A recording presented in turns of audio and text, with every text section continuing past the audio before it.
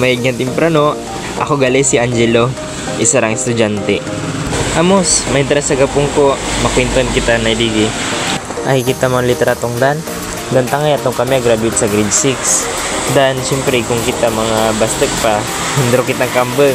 Kung kare-receive kita nga ni medal, para kita kalam, anang balor at 25 reklama dan sa unitap. Maski puro karawatan ang alaman sa 10 ka bulan, masih lamang ko raragasan. Bagting din pero kaling kayo marikutan pa sa rapod-sapod panagyap kagamba. Ato nga graduate kami sa grade 6. Huwag kita hindulan.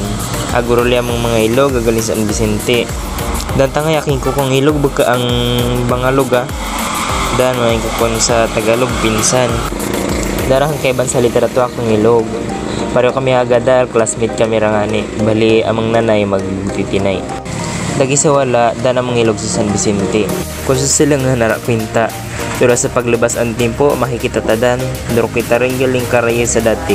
Matama rin nagbago, dati support kita pa. Joke lang. Isa rang panabos at nagkabi ang matapos or makatapos sa pag-aradalan. Tiyan ang kagraduate. Ay atong kalam tapos doon.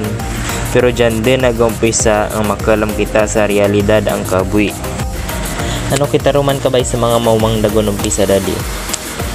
Then, silingan tatong mga literato dadi. Kaya kita rin na naman, hindi ko kita mga amang bagong law sa pagluban. Matamang salamat sa pag-iba. Sa mauman pagdararangan ni kapi.